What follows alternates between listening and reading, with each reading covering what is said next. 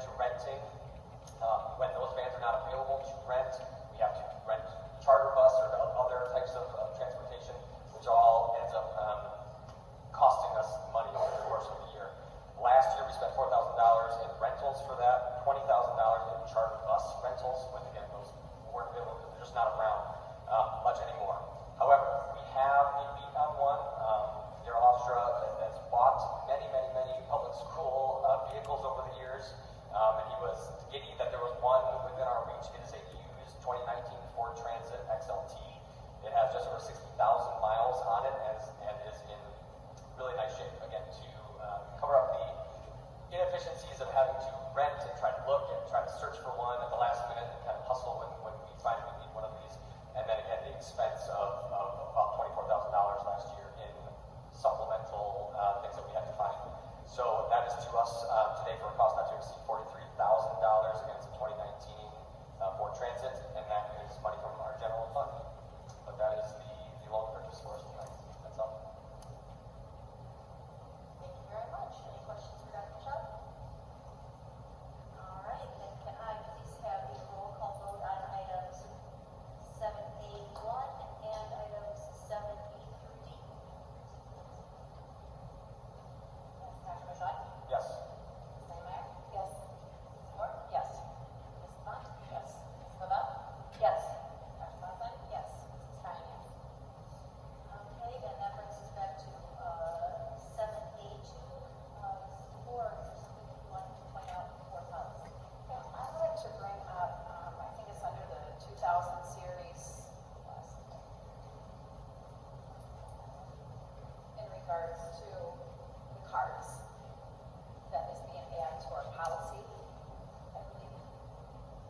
Okay, right? What I wanted to add is, and discuss is, back in March, we discussed not cutting the public off during card time.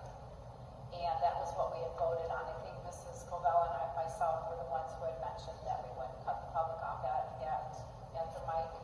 And that going forward, I know we've had a couple of incidences where we may have possibly gone through, violated that that. So I know it right now it was a part of a procedure, and now it's moving to policy.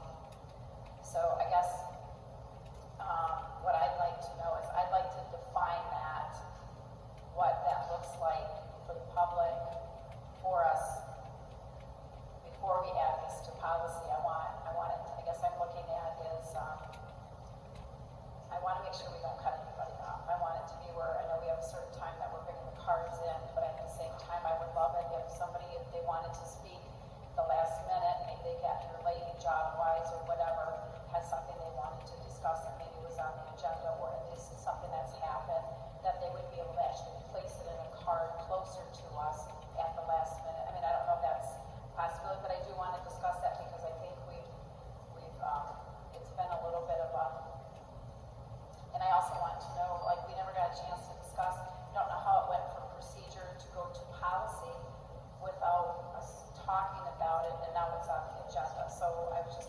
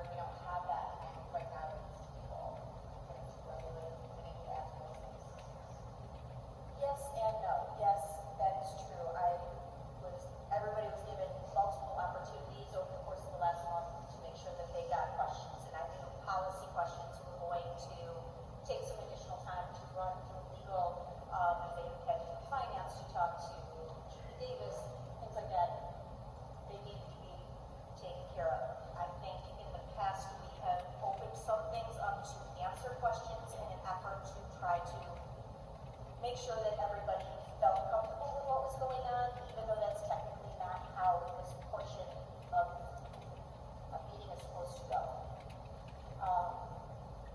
So in an effort to try to make sure that we take care of everything that we need to take care of, questions on consent items need to be asked and answered before we get here, because it's not fair if somebody brings up a question and we don't know the answer to it. We can just spitball things back and forth, but we don't necessarily have all of the information. If a question comes up and we don't know the question is coming up, we're not prepared to be able to answer it. This is really, the consent grouping is for voting on the business that has been looked at prior. Then I want the record to reflect that I did ask this question prior to when I sent the information to you a week ago for the other additional questions.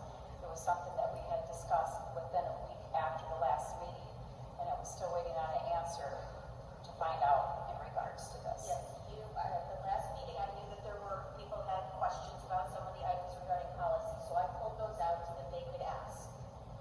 A few days, by Thursday, I think it was, I still hadn't heard from you, so I called you, and we had a brief conversation, and I said, please write down what your questions are so that I can look into them, and I can get them out to the right people so that they can be answered. The next time I spoke with you was on, I think, the 31st, when we had our next board meeting. I still hadn't received questions, and I made it clear during board communications, please, if anybody has questions, get them to me so that I have time to get them answered. Other people were able to give me their questions prior to that. I got your questions a week ago, and it was a very long list of questions, and I got 2/3 to 3/4 of them, I think, answered, but I wasn't able to get all of them answered in time because you only gave me 5 days. This particular question was asked on a telephone conversation that we had, and that was longer than a week ago. That was a week after the board meeting that we had discussed this about the policy turning into, our procedure turning into policy, and I still hadn't had that answer yet. And everything needs to go through our policy questions. I sent to Troon, and I have conversations with them to make sure that I get the right information back to give back. That is one of the ones that I was not able to get back from Troon before today. This one on the policy. The question that you were asking on policy was one of the many questions you sent. This was one of the ones that wasn't able to be answered. I'm really sorry. I wish it had turned out differently. I wish I had had more time and I was able to get all of the questions answered for you. And I would be happy to talk to you after to see if we can talk about this a little bit more, and I can try to give you the answer. And as soon as the answer, I get the final answers from True, I will of course send it out to everybody, as I did with all the other questions. Get the answers in, I send them out to everybody to make sure that they're answered. Holly? Just a few things. I mean, first off, just so you feel like you're not standing alone, you're right, I do have, general concerns personally about that sort of thing. Secondly, though, I would view it as, well, our main goal as a board is to seek some kind of consensus. But with that said, you don't have to vote yes. I mean, I think that you certainly have valid concerns. And if that's the case, I mean, your vote is yours. Absolutely. I think the valid concerns is the fact that we voted on something based on the consensus of the group back in March, and it has morphed and changed since then, and now it's going to policy without us. We never discussed at this group to make a decision. All board decisions are made in discussion for us to go from procedure to policy, and that question was That's where asked. you get your ability to say no. Right now, if you do not want this to go from a procedure to a policy, you may absolutely vote no. That is your My right. question was, is who made the decision for it to go from procedure to policy and send it to True and Law without the consensus of us talking about it as a group? Administrative procedures like that don't need to be discussed and vote. We don't have to vote on whether we should vote on something. We've always talked about the fact that if the procedure seems to be working well, that we would then incorporate it into policy, because it would be a little bit clearer to everybody when they go to our website, they would see that it's listed there among the other policies, as opposed to saying, along with any other procedures that may have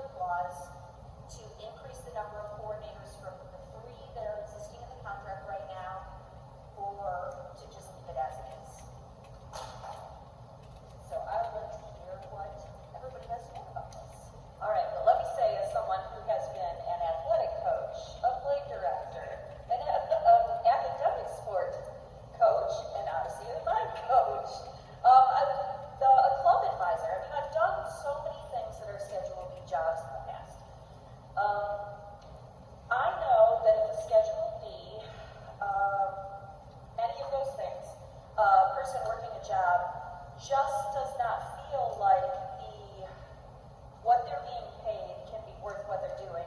And almost, I mean, sorry, I'm biased on this one, but almost all the time they're really not.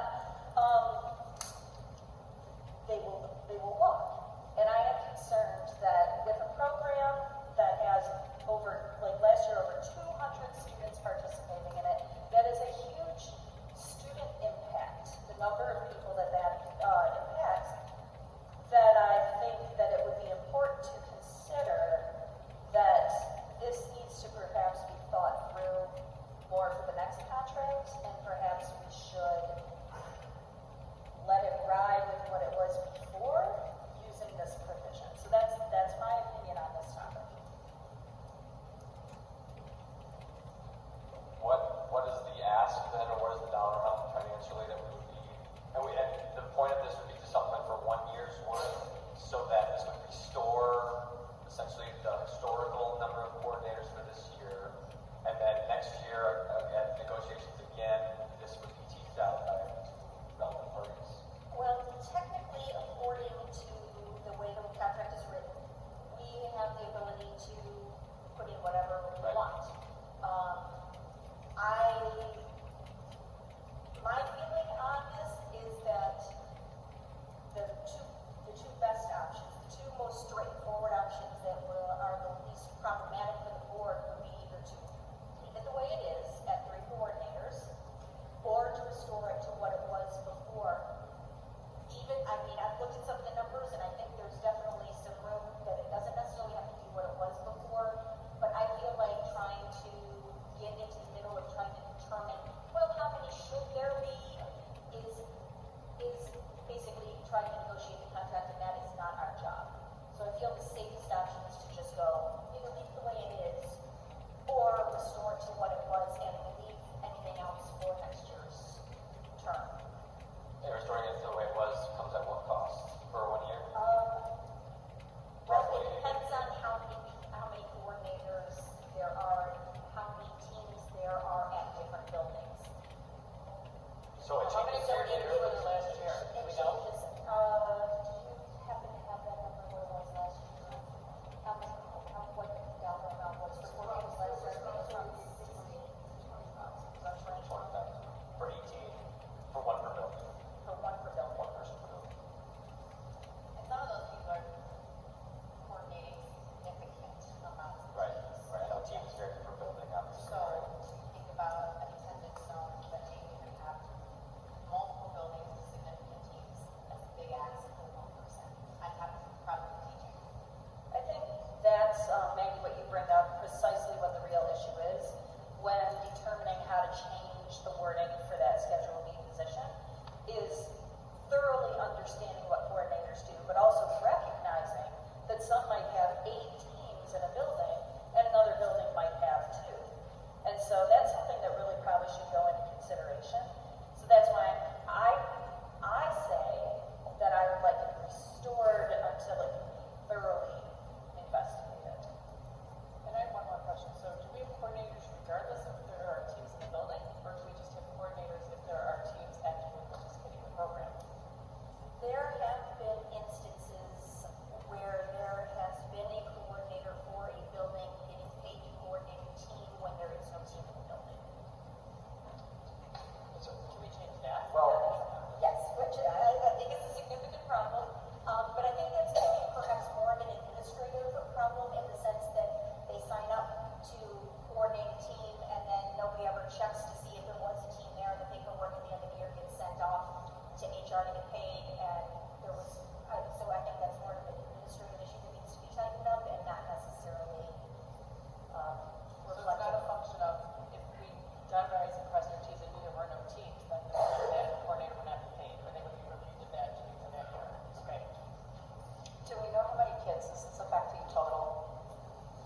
It varies from year to year. I would say the last year was around 200. Prior to the pandemic, it was 300 or more.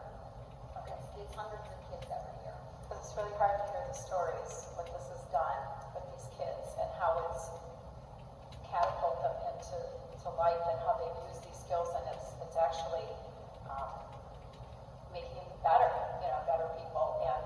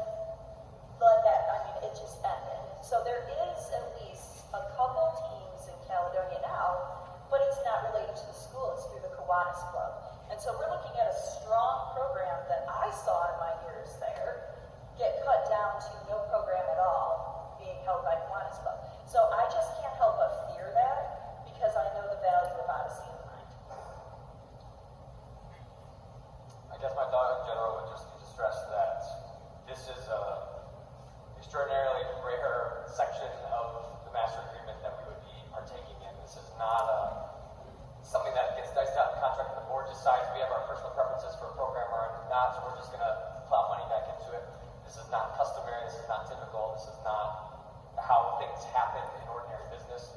But again, understanding that if this agreed upon term just was not understood fully by the parties who were incumbent to understand them, however we got here, right, I agree that our job is to do what's best for kids, and I think nobody would agree, or nobody would disagree that OM is good for kids. OM touches a lot of kids, and there are countless stories of people who have come back to our district to say OM made a big difference in their life. And yes, I obviously would agree that to let that accidentally or because of a miscommunication or whatever it was start to fall apart or even risk falling apart, I don't think is worth it. So as long as we're all on the same page that this is a very rare occurrence, this is not something that we will enter into often, but that yes, to restore, and I agree with the concept that we should not be arbitrators here. We shouldn't create the OM program the way we think it should be now. I agree that should be an administrative and an association. That can be discussed again next year, and I'm sure that it will be. So whatever, if we need to restore it again for this calendar year, school year, so that it can function and then it can be discussed again. The contract negotiations next year, I would be all for that. I don't like going against what the contract is by any means. I don't want to discount the hard work that went into it, and many, many hours and weeks and months from both sides that went into it. But I agree it is just a misunderstanding of what those coordinators do, and then not a communication to those people directly affected. So I think going forward, if that looks different, then it looks different. But this year, we need to just put it back in the way it was. And I guess I would add to the same exact veins, I completely agree, that it does sound like, just having learned a lot about OM structure in the last week, that there are inefficiencies or something, that there is a system of coordinators or whatever that has existed for a long time, and maybe has paid people for doing nothing, underpaid people for doing a ton, whatever the case is, that it perhaps does need to be looked at. So maybe we can look forward to just hearing a summary of what the program will look like, when they go back to the table next year. That probably is in order. And again, that's all things that are handled in negotiations, which the board does not have any part of. And this is, yes, as you said, an extremely exceptional situation and one that the board, I think I can safely say, does not take lightly, does not enter into lightly, because we, like Mallory said, we don't want to disregard all of the hard work that all of the parties did put into this. But yeah, from everything that we've heard from the administration and from teams and coordinators and all of the lovely people who have written us over the last week, it sounds like there was just a fundamental misunderstanding on this one portion that wasn't caught. And we have the ability to rectify that. And it sounds like the board is in favor of